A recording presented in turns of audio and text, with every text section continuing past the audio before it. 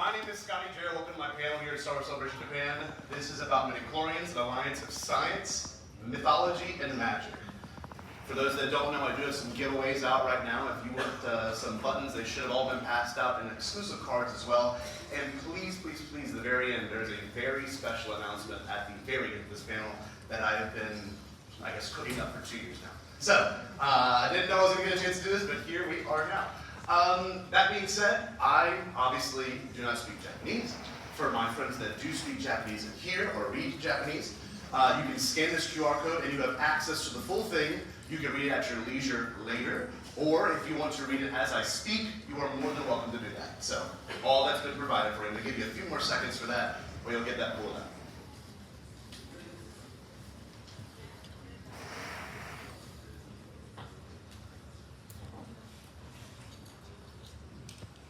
I did use Google Translate, so it's not. I went in the Google Doc and I was like, translate to Japanese, so it could be a little messy. I'm sorry. But that being said, let's get started going. So, my name is Scott Jayro. My friends here, who are my friends here? They know me as Scotty Jayro. I'm the host of the Bombad Cast, which is a show where my collaborator Jerry, the Canon Junkie, and I, we explore the funny, niche, and often misunderstood topics of Star Wars. We look at everything every Thursday night at 8 p.m. Central Standard Time. We talk about all the obscure things, and we even watch some pretty odd VHS, oddities we find in thrift stores. So, or hard-offs. I love hard-off, good story. But anyway, Jerry is not here today. He's one of my favorite people in the world. He is back at home celebrating his daughter, Eleanor, and her birthday. So, on our podcast, we have a catchphrase that says, stay Bombad, so stay Bombad, Jerry. Now, he's actually doing the live stream right there on the phone. That being said, my wife, my biggest supporter, my best friend, could not be here as well. She is back at home. She has just 3 weeks left of law school in Louisiana, where I'm from. First one in Orlando, I wouldn't have gone in 2019 where I met my best friend Jerry, and I wouldn't have gone in 2022, and get this, in 2023, on April 8th, we got married. So I was not in London, unfortunately, but it was a good excuse. That being said, this is a tribute to me. I can't believe we made it here. I am so excited. I was that little boy right there. I love the Phantom Menace. You can tell I got my Pokemon cards. I got my N1 Starfighter in the back. You can even see Star Wars Pod Racer on the N64 little dock that I had. So, I am a prequel kid, and in 2017 I did get a chance to meet Mark Hamill, so it was an absolute honor.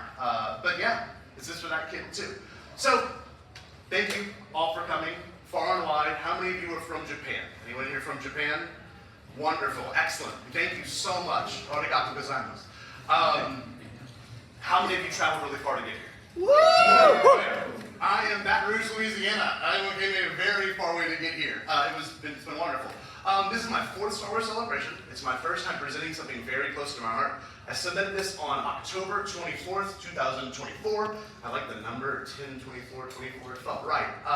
And I've legitimately been counting on these ever since. I am a middle school educator, and I've been teaching at a small Catholic school for 6 years now, and I've won a lot of awards. I'm very, very fortunate. Awards on a university level, awards on a national and state level. I've been named Teacher of the Year in my school. Trust me, I can guarantee you, I promise you, I do. You will learn something new, promise. Now, take a second. I do this with my middle schoolers. We all need to take a second to reflect. If you think you know everything about Midichlorians, just reflect on it. Give me a big thumbs up. Oh man, I knew there'd be one. Okay, good. There's one person. Okay, so no one else. Okay, cool, excellent.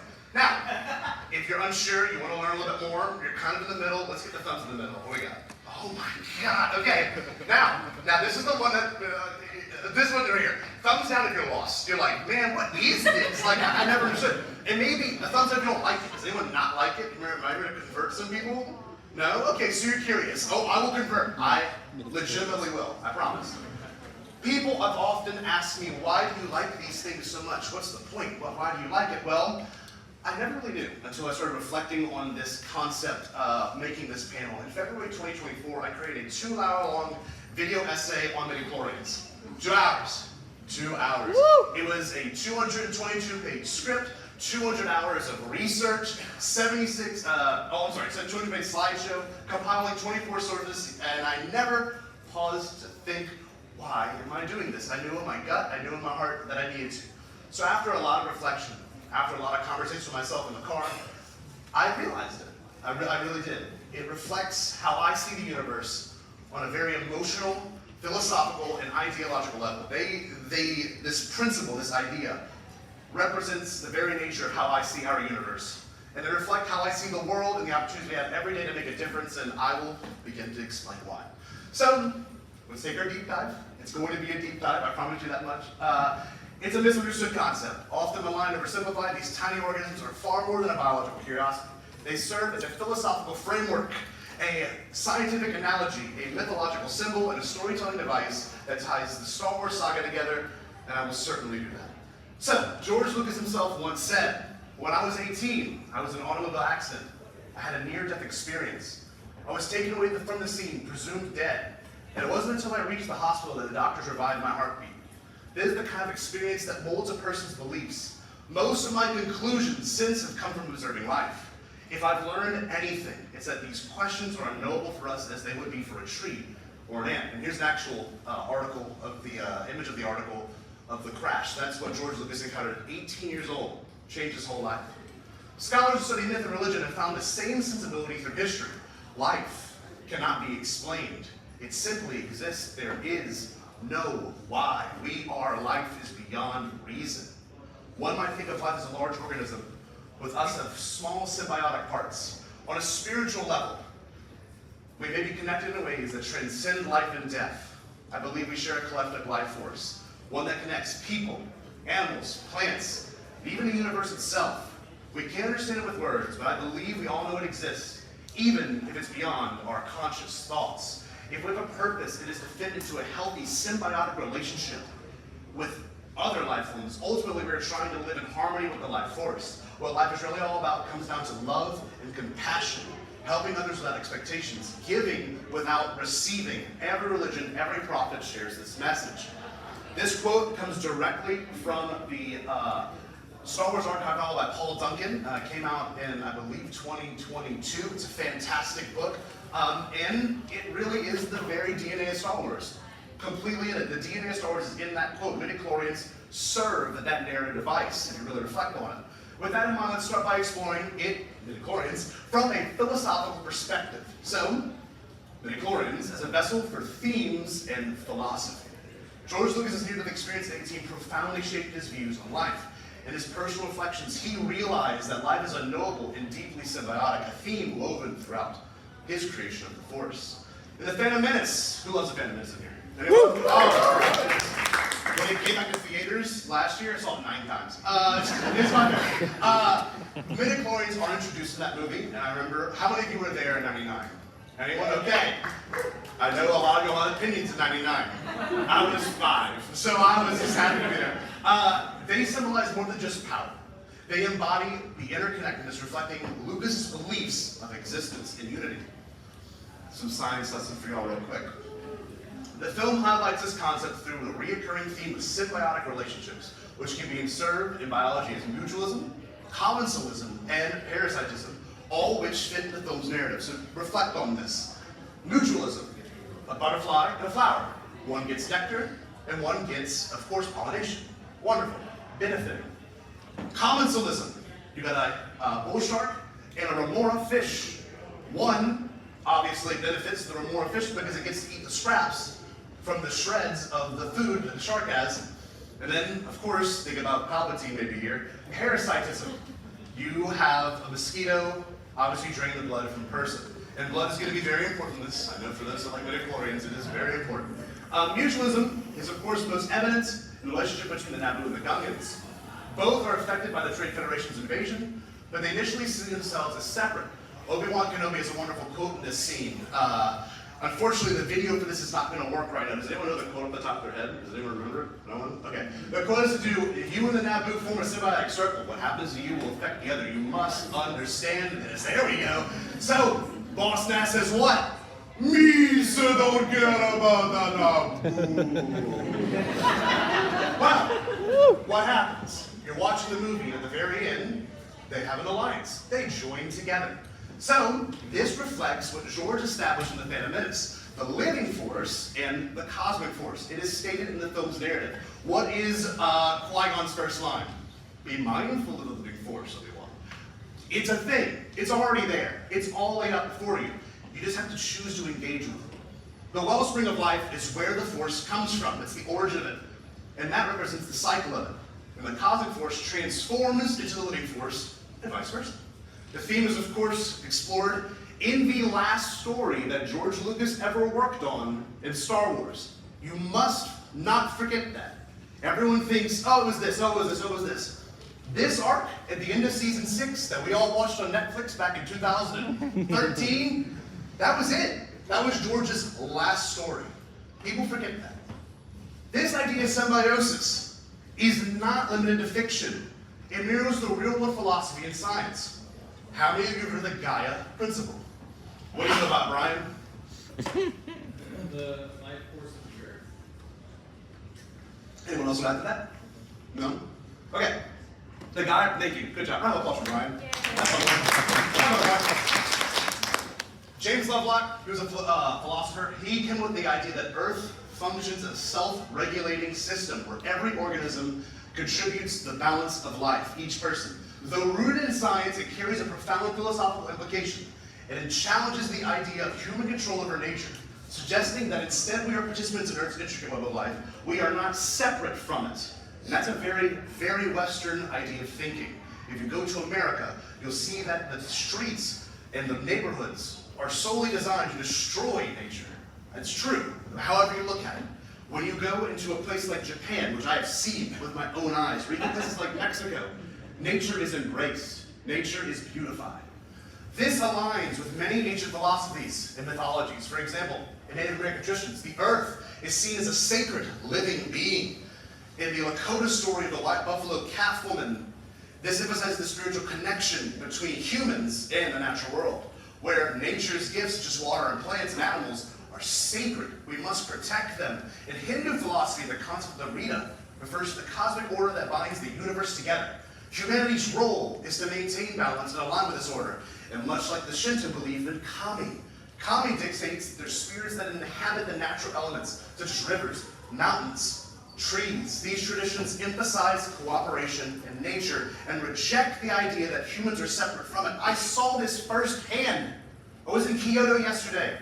I saw it with my own eyes. It was profound that I was there, and nature is simply part of the design. In Shinto temples, it's hard to tell where nature ends and human craftsmanship begins. There's a Shinto text that beautifies this. The process of nature cannot be evil. Every natural impulse is to be corrected. It's not to be corrected, but sublimated, beautified. This cooperation with nature creates something truly magnificent and a tremendous experience I will never forget personally. Lovelock's Gaia principle resonates deeply with ancient wisdom. It reframes our understanding of Earth as a living entity that thrives on balance and mutual interdependence. These philosophies and scientific insights challenge us to think and rethink our approach to the environment, not as something to dominate, but as relationships to nurture.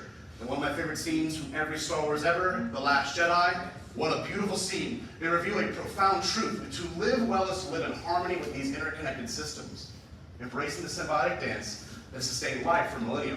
This interconnected perspective perfectly parallels the Force. In summary, George Lucas saw the Force as life's duality. The living force tied to the immediate actions of beings, and the cosmic force, a vast pool of energy where all life returns.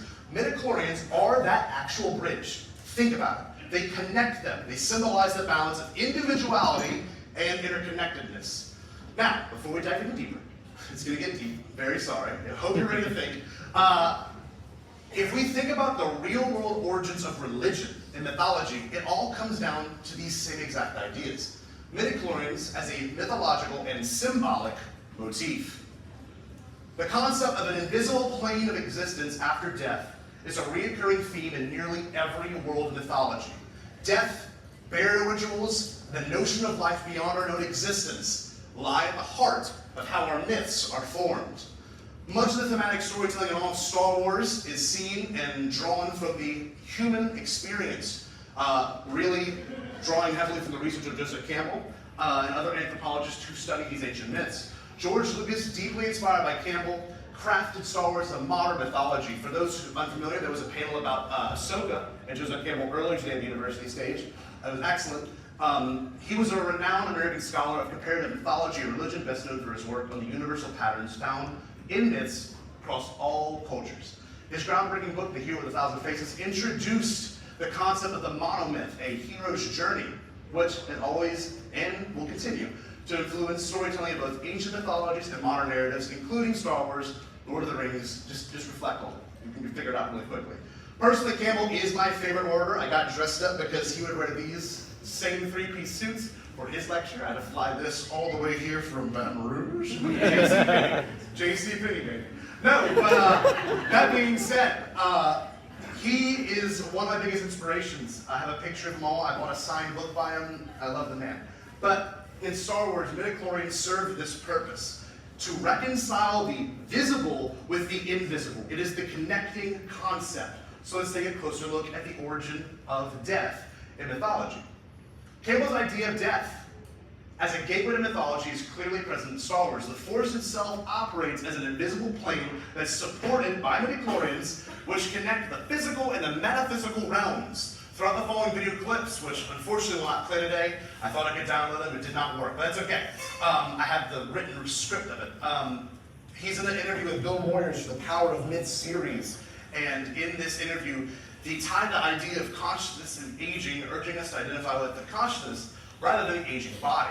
He further connects the invisible plane to the origins of mythology, explaining how early myths were linked to graves and the contemplation of life and death, before underscoring the role of societal myths, by affirming each individual's connection to something larger, be it a social group or a larger landscape. Now the video would normally play, but it's not going to. That's okay. I have the transcription right here. So it actually is fully broken down in terms of timing as well on the audiobook. So if you want to get the audiobook, it is on where you can get your audiobooks from. Moyers, he says this. Then there's that final passage through that dark gate. And then Campbell says this. I'm going to do my best, Campbell. Well, that is no problem at all. The problem is in middle life, when the body reached its climax of power and begins to decline, you identify yourself not with the body which is falling away, but with the consciousness of which it is a vehicle. Is this something I learned from my myths? What am I? Am I the bulb that carries the light? Or am I the light that the bulb is a vehicle? But this body is a vehicle of consciousness. And if you identify with the consciousness, you can watch this body go like an old car. There goes the fender, there goes the tire, and one thing after another, but it's predictable.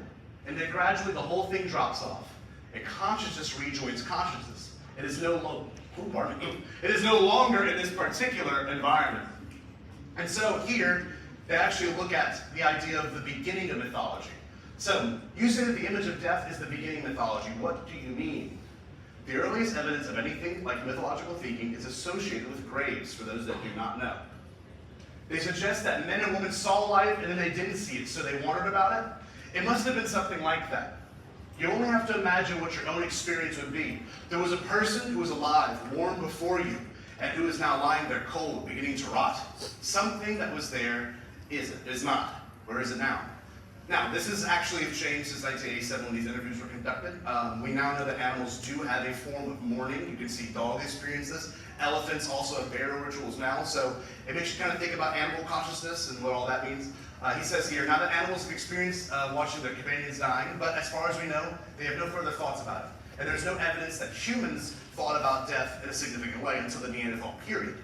And when weapons and animal sacrifices with burials, so what would happen is your family member would die, or someone in your tribe would die, and they would bury them with their collection, you know, their swords, their whatever it is, their sticks, their weaponry, and maybe the jewelry that they made. And this one right here, this is my favorite one. They talk about burials. However, we do know that burials involve the idea of a continued life beyond the visible one, of a plane that is behind the visible plane, and that's somehow supported in the visible one, to which we have to relate. I would say that the basic theme of all mythology, and you can think about this, is that there is an invisible plane supporting the visible one. What we don't know supports what we do know. Having explored this mythological concept of midichlorians as symbols that bridge the material and the spiritual worlds, it becomes clear that their role in Star Wars mirrors humanity's age-old question of trying to understand existence through both myth and science. But as mythology seeks to reconcile the visible with the invisible, Midichlorians provide a narrative framework where these realms intersect, grounding the ethereal force in a tangible world of living beings. But this symbolism goes even further. Midichlorians extend to a biological theory, suggesting the force isn't just abstract mystical phenomenon, it is intimately tied to life itself.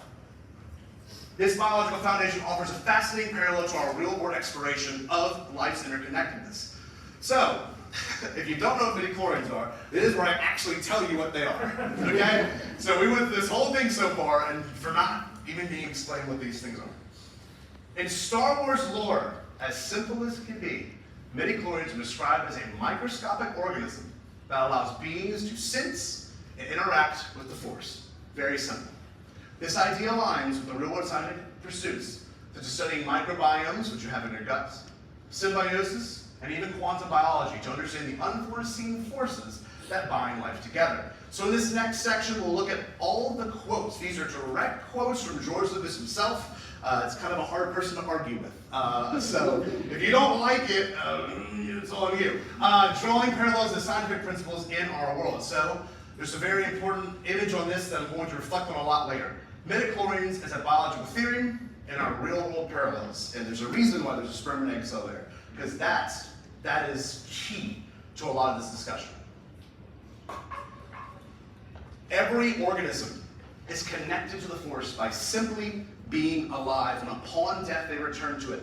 This connection is not controlled by midichlorians. Please don't forget that. But by organisms' sensitivity to them, their openness to nature, and the acknowledgement of the Force's will. We saw that firsthand in Ahsoka, when Sabine was having a very hard time connecting to the Force. But when she finally embraced it, what could she do? What did she do in that episode, the final episode? Remember? There you go. So, I want you to just take a moment. You get to close your eyes if you think it's going to help. Think about your own biology. The only reason you are here in this room at this very moment is because of this intricate work happening all within you. It's absolutely profound. Your consciousness and subconscious actions are governed by these biological processes. Take a moment. When you're hungry and your cells need energy, they're going to ask for it. You feel it in your gut when your tummy rumbles. When you're active and your cells demand oxygen, they release waste. This is out of your control. When you're tired, they trigger recovery, repairing your tissues. While you sleep, with my friend Sherry had a blizzard in his toe in Osaka. And so it's going to help him out. When injured, your cells clot blood and repair tissues. When you're under stress, they release adrenaline to prepare you for your action. Do you realize you are not in control? It's scary. It's scary. But that's life. Your cells, at this moment, are working around the clock, keeping you alive whether you think about it or not. It's profound. This is a constant dynamic exchange, and this perfectly mirrors the role of midichlorians in Star Wars, enabling life to flourish and connecting beings to the Force. George Lucas, as he said here, he drew parallels between science and myth. He described midichlorians as the Force's equivalent to mitochondria, the essential organelles of your body that just power your cells and cause your cells to split. This symbiotic relationship reflects the interconnectedness of all life. This is from the prequel archive novel by Paul Duncan. Midichlorians are the equivalent to mitochondria in living organisms, and photosynthesis is blanks. I simply combine them for easier consumption by the viewer. Mitochondria create the energy that turns one cell into two cells. I like to think that life is unified and exists everywhere in the universe. It controls things, but you can also control it. That's why I split it into the living force and the cosmic force. These are all directly from George. When we die, we lose our persona and our energy is assimilated into the cosmic force. He also brings, this is the one thing I'm a little fuzzy on. I love all this, but this is the wills are the one thing that I think everyone's kind of still like, what do you mean by that? So the wills are like amoeba, okay? They're like fungi, they're like bacteria. There's a lot more of them than there are cells in your body. You may forget that. Your body's filled with a gut biome, and in that gut biome there's a ton of bacteria. We have to treat it respectfully because it is in a true symbiotic relationship with the rest of your body. The wills feed on the Force, and midichlorians work for them, creating a symbiotic hierarchy that reflects the interconnectedness of all life. Everyone got mad. Who got mad? Anyone got mad in here? Did it bother you? That's fair. It might have bothered you a little bit. Hopefully it doesn't after this. Everyone was mad that you're just doing science. Well, this isn't just science. This is indeed just as mythological as anything else in Star Wars. It sounds scientific, but of course, inevitably, this is all still fiction, my friends. He stressed the balance needed within these microscopic entities. One-cell organisms need balance, both good and bad. If they go out of balance, life is extinguished, and the dark side takes over. This biological concept of midichlorians deepens the mythology of force, emphasizing the symbiotic relationships that underpin existence. Through midichlorians and the wills, Lucas reinforces the overarching themes of balance, harmony, and connection at the heart of Star Wars by bridging the tangible and the mystical. He presents the Force as both a unifying life force and a reflection of nature's order. So this is a very controversial interview. I don't know who's watched this interview. It's James Cameron talking to George Lucas. Great interview, okay? It came out on AMC in 2018, and it was amidst, everyone's feelings towards The Last Jedi and Solo, and then he comes out and he says something along the lines of, in my sequel trilogy, I would have done, and we're going to talk about it. The thing is, the best information came from the uncut interview in the companion novel. They did not show this on the AMC special, which you could buy. In the conversation, Lucas and James Cameron discussed the mythic and biological foundations of the Star Wars universe. Lucas emphasizes predestination as a blend of genetics and inherent talent, rather than just the idea of fate. People say, don't put biology into it. But we all have talent. Those of us with talent know that we are different from other people. And of course, my favorite symbolism in all of Star Wars is always a bigger fish. This biological concept of the Force explaining how midichlorians serve as a bridge between life forms and the wills, the universe's controlling entities. He highlights the ecological message underpinning Star Wars. What you do to somebody here affects somebody there. It comes back to you. You have to understand you are part of a very big picture. There is always a bigger fish, Alden, reflecting on the complexity of his creation. Lucas shares his regret of not being able to fully explore it. And this is where the people are like, if I called him with a company, I could have done it. Of course, a lot of fans would have hated it, which I think would be true. I would have loved it.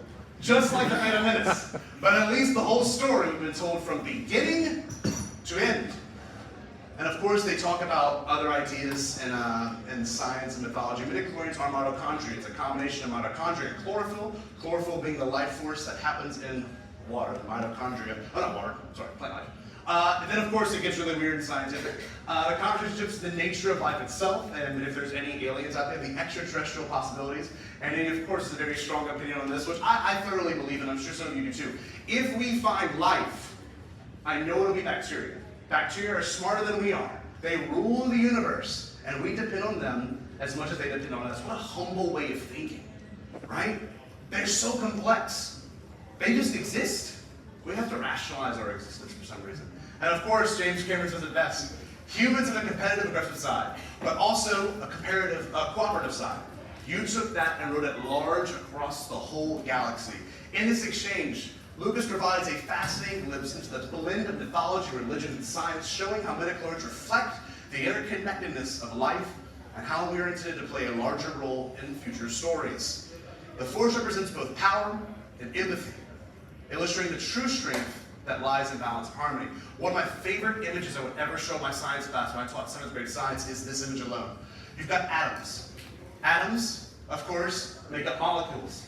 Molecules then make up compounds. Compounds will then inevitably make up cells. Cells make up tissues, tissues make up organs, organs make up organ systems make up organisms, and then it gets bigger. Multiple organisms make up a population. Multiple different organisms make up a community. The community is then made up of the environment, which is going to be called the ecosystem, and then last but not least, you're at the biosphere. We are all connected, even if it's not something you reflect on. So, my favorite part. In this next segment, we're going to look at it and his ideas across books, TV shows, movies, enriching rather than contradicting his original vision. For those that don't know, and I don't know much,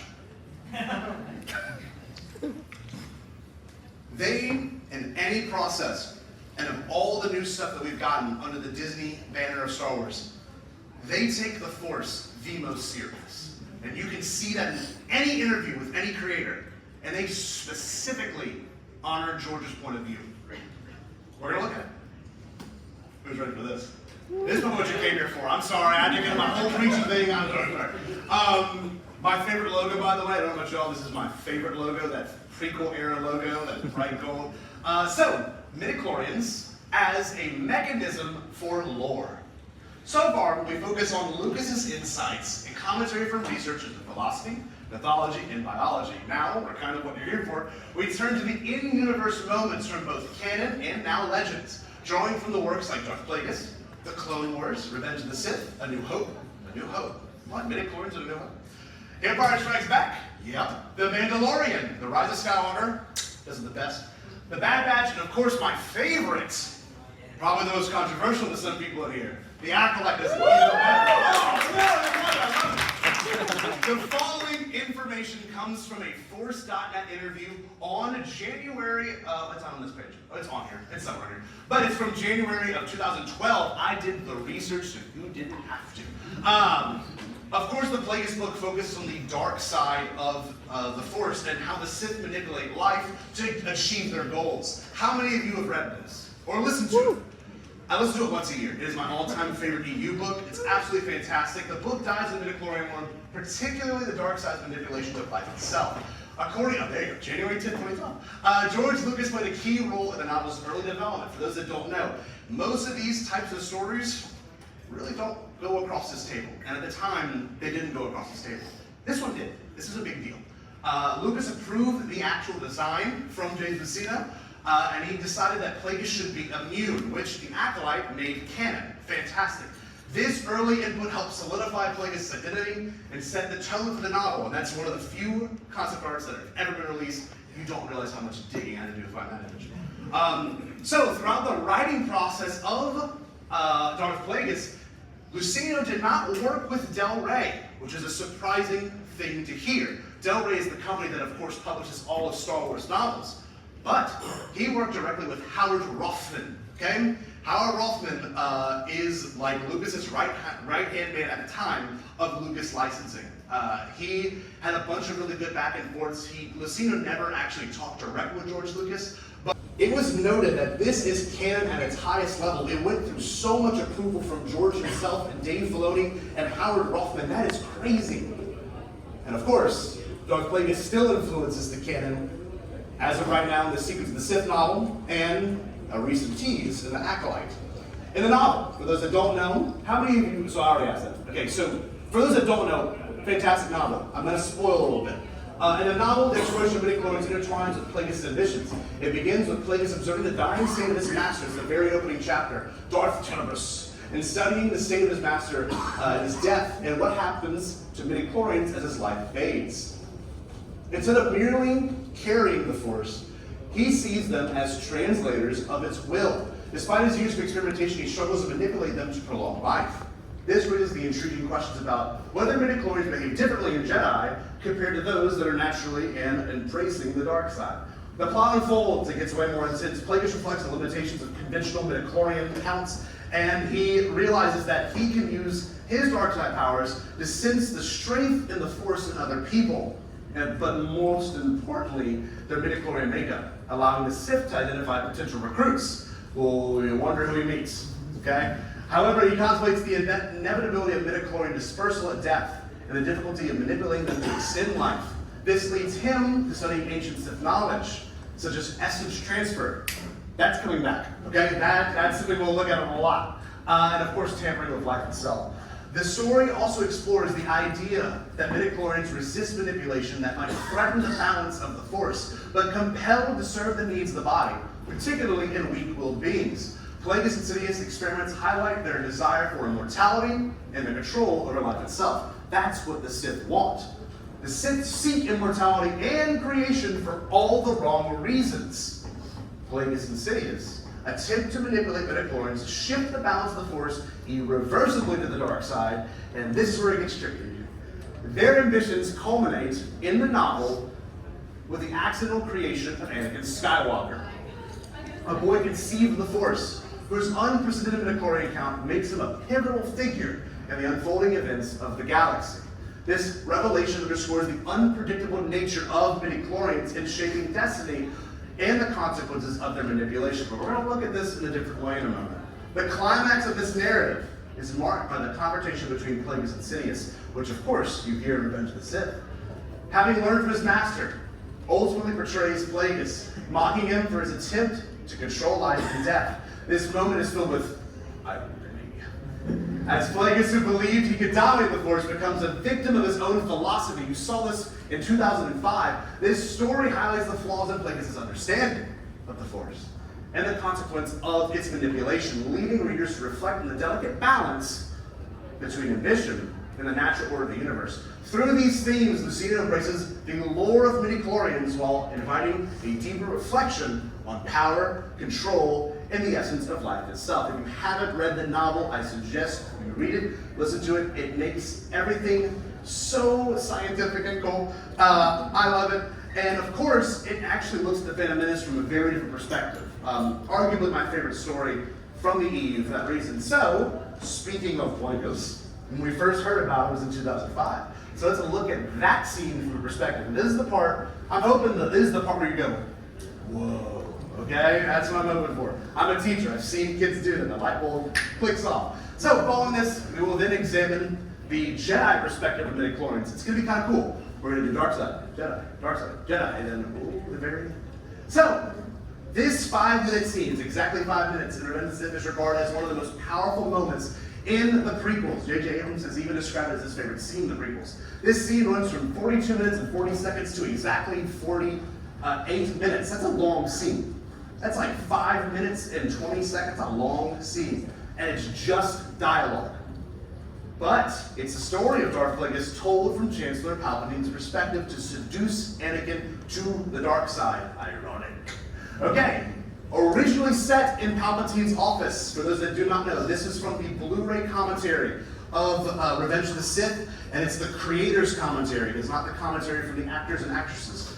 This visual centerpiece, Squid Lake, features Mon Calamari performers swimming through spheres of water with streamer-like tails. To me, on a very subconscious level, I had a deep realization leading up to the Rise of Skywalker. I'm going to reenact it.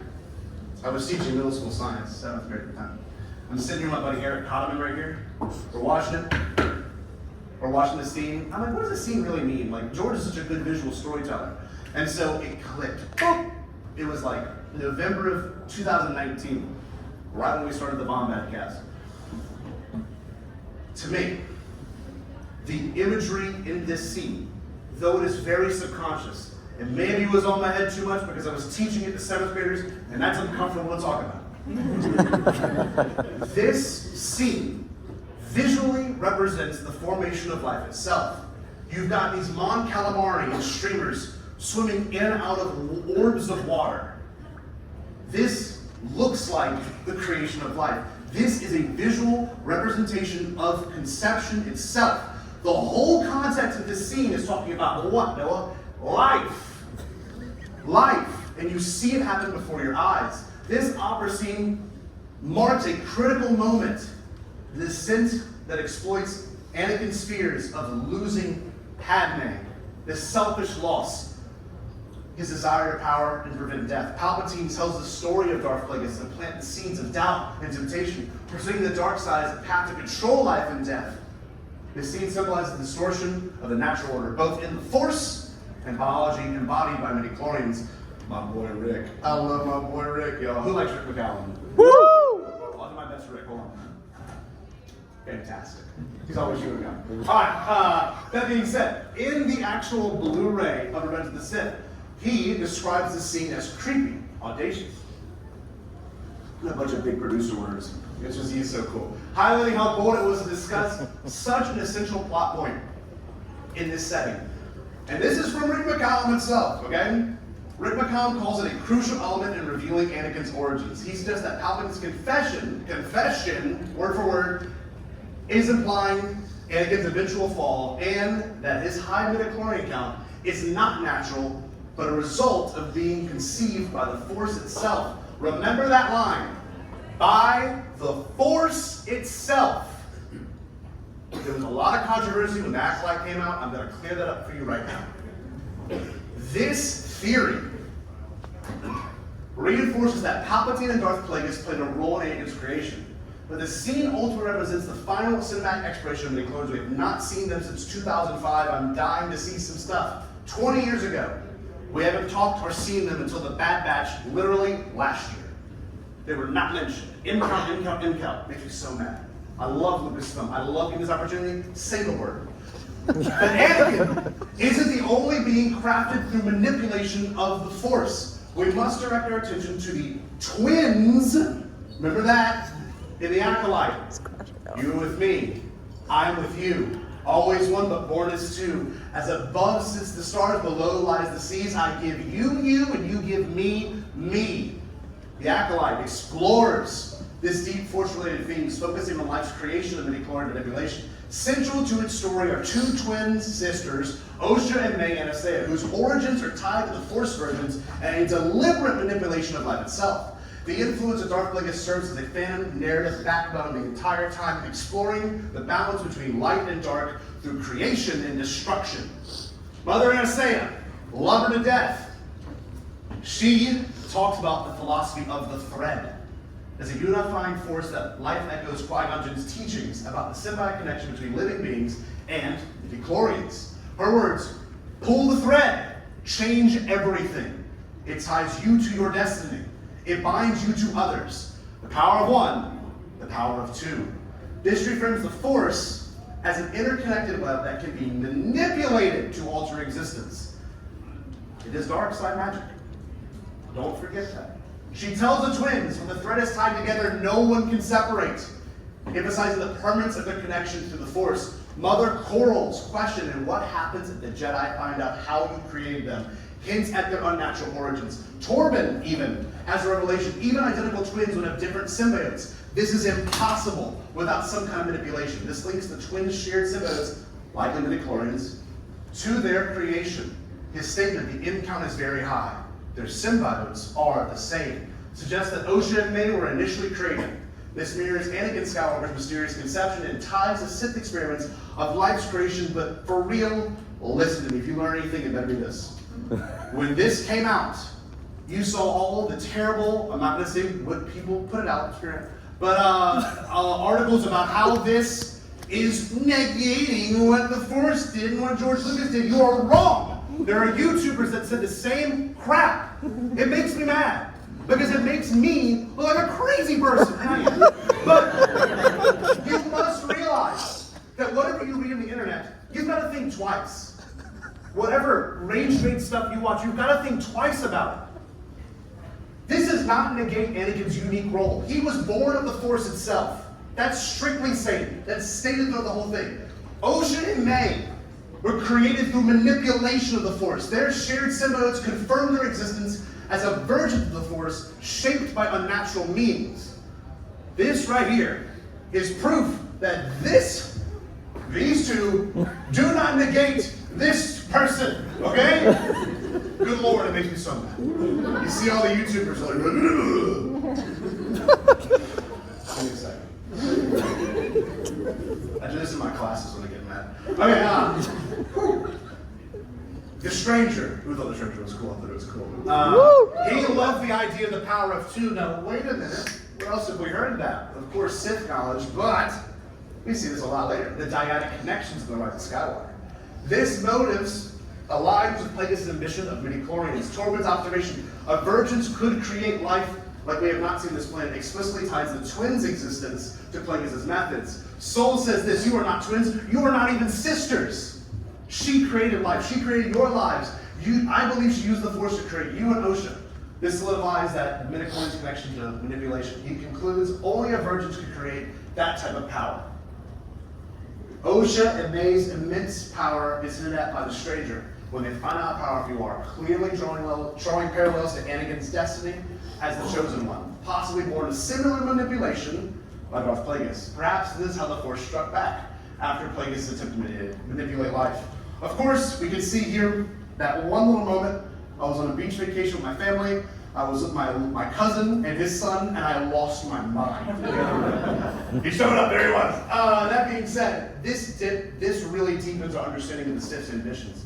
Of course, the Acolyte, obviously, we look at twins. This, however, same exact thing. Luke and Leia, how do they tie into all of this? Well, one of the few things that were cut out from Revenge of the Sith was this. In the art of the Revenge of the Sith novel by J.W. Rinsler, it's revealed that Padme Amidala had midichlorians that were in her, obviously, because of the pregnancy that she had with Anakin and Luke and Leia. This concept is supported by several pieces of scrap concept art, highlighting Padme's intensified connection to the Force. Ian McCaig, he's one that designed these, and George Lucas absolutely loved them. Right here is a very, very cool visual example. She had waking visions of Mustafar in her dreams, where she foresaw Anakin being rescued by droids. Sleepwalking manifestations of the Force, such as levitating rocks, most importantly, hunched over in pain because of the midichlorians flowing throughout her body, which she had no control over because of Luke and Leia. These moments never made it to the final film, but they do suggest that Padme did have a connection to the Force through her pregnancy, and she was much stronger than we previously believed. And unfortunately, not to harp on it, but we need more Padme in Star Wars, because the kind of stuff we can get. Now, while her latent Force sensitivity remains speculative, these unused concepts have sparked ongoing fan debate.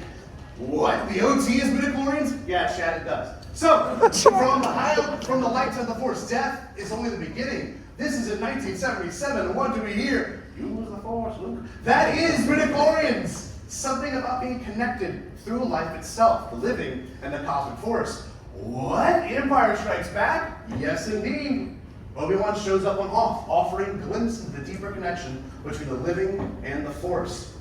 One of the best moments in all of Star Wars, I'm sure a lot of you can agree with me, was this scene on Dagobah about the nature of the Force. When Luke fails with his X-Wing, Yoda says this, "Size matters not. Look at me. Judge me by my size, do you? Mm-hmm. As well as you should not. For my ally is the Force.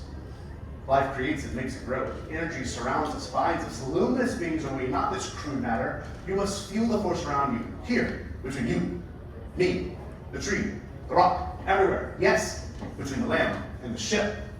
They don't mention midichlorians. I know that.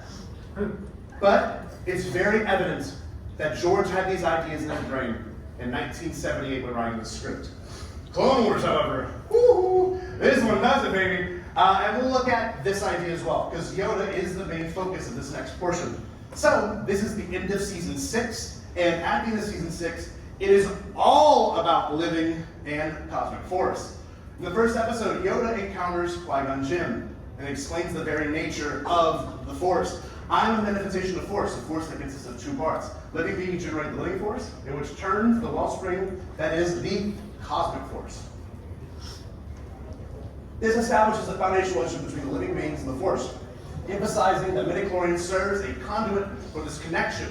Qui-Gon continues, all energy from the living Force from all things that have ever lived feeds into the cosmic Force, binding everything and communicating us through midichlorians.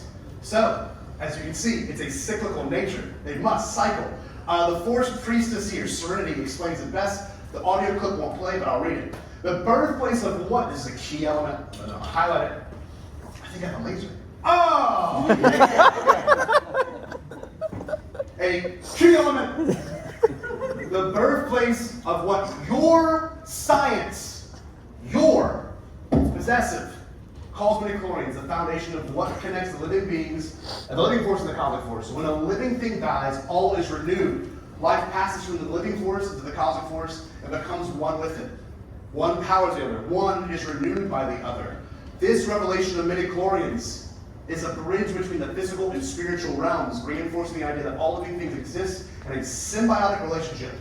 And the priestess guide Yoda into learning how to retain his consciousness after death. At death, in order for you to preserve your identity, you must know yourself, your true self, and then let go. Much like Ben Solo does. I'm not here for that. You will learn to preserve your life force and thus manifest a consciousness that will allow you to commune with the living after death. This lesson emphasizes the Jedi perspective. The Force is a natural symbiotic cycle. Death is not an end, but a transformation. I hope you feel the same exact way with the cosmic Force. Serenity's words illustrate how life and death are part of a greater balance, which the Jedi seek to understand and embrace. However, the Sith do everything they can to negate and go against. The concept of immortality is rooted in fear and domination. They seek to prolong life through dark means, anchoring their essence in objects other beings, and of course clones, Palpatine, resulting in the fractured existence marked by suffering and pain. Unlike the Jedi, who retain their identity, the Sith do everything they can to cling to life and fight it, becoming and never having the chance to be truly one with the Force. This highlights the Sith's misunderstanding of nature.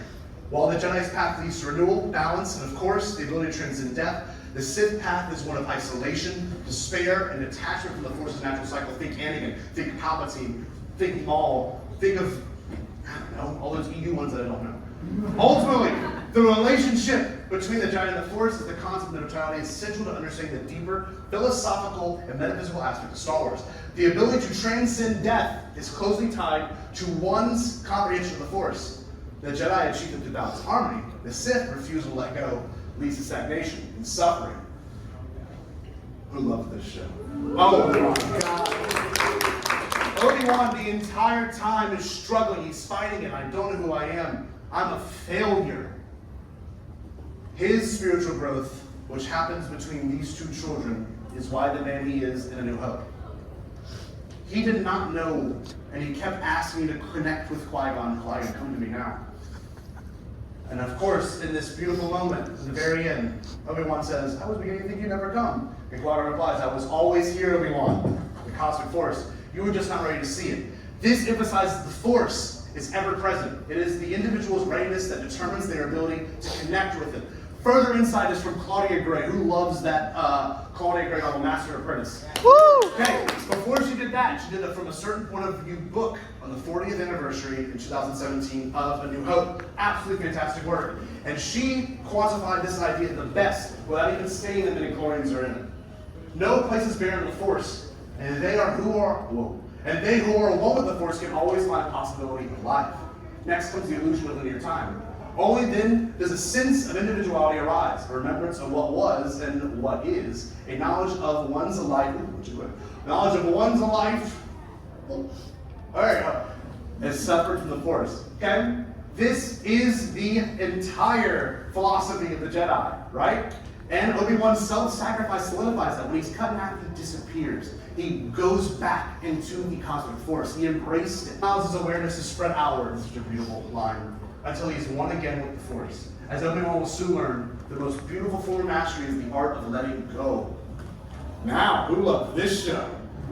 Oh my God! Okay, I got like 8 minutes, so I gotta do this quickly. So this can be the same ideas can be seen from the Empire's perspective, as well as the Sith. Long before the Mandalorian, long before the Rise of Skywalker, the Empire's experiments of cloning of Midichlorians took a critical turn in the Bad Batch. As you know, the big point of this is the idea of Project Necromancer, with Palpatine wanted to have clones of himself due to the advanced science division. And of course, Omega was the key to all of this. While all living beings possess Midichlorians, their concentration varies. Anakin being the one that has the highest count of Midichlorians, it indicates potential. It doesn't indicate actual power. For my people that think the Force, the Midichlorians are like executing a video game, they're not, okay? Just hope you know that. Palpatine's ultimate goal of Project Necromancer was to achieve immortality, cloning, and he learned that imcounts degrade during these processes, rendering the clones incapable of accessing the Force. This focused on 2 important concepts, Omega and Force-sensitive children. Omega, for those that don't know, spoiler, is a unique clone of Jango Fett. While she was pivotal because of her genetic stability. She could retain imcounts. She could retain midichlorians in her body, though she was not inherently connected to the Force. They had them. She had them in her. Now, the second component involved children. They would draw the blood from the children. They would then find some way to mix it, using and trying to use Omega's blood, to then, of course, create clones that were able to hold midichlorian counts. It never worked. It never worked. The same thing was tried on General Grievous as well. But Palpatine's clones much later worked. It produced mixed results. Dathan, who was Rey's father, lacked Force sensitivity, while Rey became highly Force attuned. Omega's significance lies in her genetic capability, which allows her successful MCOP retention during cloning. Her compatibility made her indispensable to the Empire's plans by blending scientific explanation with mystical properties of the Force. Project Necromancer demonstrates the Empire's obsession with ultimate power. Of course, we see this with Grogu. One of the greatest introductions of a character of all time. We did not know at the time when it came out why he served a narrative purpose. Well, it was because Moff Gideon really wanted some in-count blood, and Grogu was the only Jedi they could find and drain blood from. And of course, this fixation he had draws perfectly parallel to the Sith's ambitions and experiments of cloning. Palpatine also had this understanding at the time. He had a quest for immortality in Rise of Skywalker, exemplifies the Sith's warped understanding of the Force. According to Ray Park's novelization, his consciousness transferred across the galaxy into a clone body, falling. The Empire called on all the dark power of the Force to thrust his consciousness far away. His mind jolted in new awareness of the new body, a painful one, a temporary one. You could see it there. It's disgusting. But this emphasized the Sith are seeking to preserve their life through experimentation at any cost. Carson describes the creation of Palpatine's genetic clone. Nothing worked, but their efforts were not entirely in vain. One genetic strand castrator lived, thrived even, and not quite identical clone, his son, but he was a useless, powerless failure. This kind of makes you think about everything Palpatine did. And of course, Rey Skywalker's story. Rey's connection to the living and cosmic force is deeply intertwined with this idea of the dyad that she shares with Ben Solo, embodying themes of balance and selflessness and immortality. Her victory is shaped by her bond with past Jedi, and Ben Solo's life force transfer, highlighting the relationship between the living force and the cosmic force. I'm going to marry all these ideas in a beautiful finale for you. In the finale, Rise of Skywalker, the force dyad between Rey and Ben Solo amplifies the connection far beyond what typical force use can achieve. Their midichlorians resonate on a much deeper level, allowing them to perform extraordinary feats such as passing objects through space, like transferring life energy. In the Secrets of the Sith novel, it is stated, a pairing of two beings strong in the Force linked together by an unbreakable bond, granting the ability to heal and share vitality. This connection demonstrated when Ben sacrifices to restore Rey's life, symbolizing the balance of life and death. This living force, the cosmic force, literally communicates through her. She hears all the Jedi of the past. Every Jedi who ever lives in you now. Midichlorians. These forces reflect the ongoing cycle of life and death connecting Rey to generations of Jedi she never even knew. The continuous presence of the living and the cosmic force are seen in The Rise of Skywalker. It is a brilliant movie. Rewatch it. It's so special for this reason. Rey's journey ultimately embodies the harmony of living and the cosmic force working together. I got 3 minutes. The cosmic force governs the universe's overall flow, connecting past, present, future, all of it. It reflects destiny. And Rey, of course, a power life like itself, like Palpatine says, this dyad is the importance of preserving and restoring balance in the galaxy. Her victory over Palpatine is not just a personal triumph. It is literally the cosmic and the living force working together to find balance. One of my favorite things that most people don't really think about. Anakin's redemption is in this moment, right? You can see it visually. They die. They couldn't save each other. Anakin dies and Padme dies. But his death is not a loss, it's an act of redemption. Ben Solo's, This self-sacrifice reflects the larger truth of the Force and requires balance between life and death, the eternal cycle where one life ends and another one is renewed. Rey's final act is more than a personal victory. It is the culmination of the Force's enduring struggle to maintain harmony and selflessness, connection, and destiny. The voices of past Jedi are our guides and evidence of the Force's ongoing cycle, always present to those who are attuned to it. Much like Obi-Wan's experience speaking with Qui-Gon Jinn on the sands of judgment. Part 5, the last part, very short. Midichlorians as a meditation on life and the Force. George Lucas' profound reflections on life and consciousness resonate deeply with the thematic narrative of Midichlorians and the Force. His words, Lucas emphasizes the noble nature of existence, noting that questions about life are as mysterious for us humans as they would be for a tree or an ant. This sentiment perfectly mirrors the elusive and enigmatic nature of midichlorians. What a great shot. Lucas' belief that life is akin to a large organism aligns with the portrayal of midichlorians is this interconnected thread that unites individuals, animals, plants, and the universe itself. It is a beautiful, and it's so much more than a narrative device. It's a symbol. It symbolizes the bridge between science and spirituality, the individual and the collective, the tangible and the mystical. Midichlorians also invite us to reflect on our own place in the universe. In the real world, our bodies are ecosystems. Remember that. cells, bacteria, symbiotic relationships, and microcosm of the interconnectedness that Lucas envisioned. His analogy encourages us to contemplate the profound symbiosis that binds us all together, reminding us of Yoda's timeless wisdom. Luminous beings are we, not this crude matter. Through the lens of Midichlorians, we glimpse the luminous connections that link every single living being. Woo! I'm not done.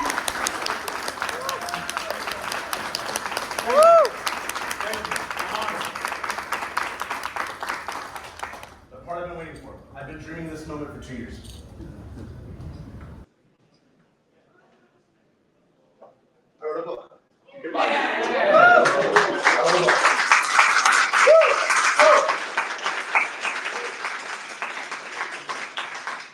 If you enjoyed this panel and you really liked it, the forwards are my friend Alden. Can you stand up for 1 second? Alden wrote the forward to this as well. Absolutely beautiful. It was reviewed by Alex Damon. On the back of it, you can read it here. And of course, it was reviewed by Ken Knapsack from Force, a really good friend of ours. So I hope you enjoyed this. If you scan that, it will take you directly to the Amazon link. All you got to do is scan it, and you can get a copy of the book. What I do with Joseph Campbell is I usually read them, and I'm not Joseph Campbell. I'm Scotty Jayro. But I read them, and I highlight, and I reflect. So hopefully this gives you an opportunity to reflect and think about it. I cannot thank you enough for coming. Stay on that. Thank you. I want you to stop and look with all of you. Can you do that?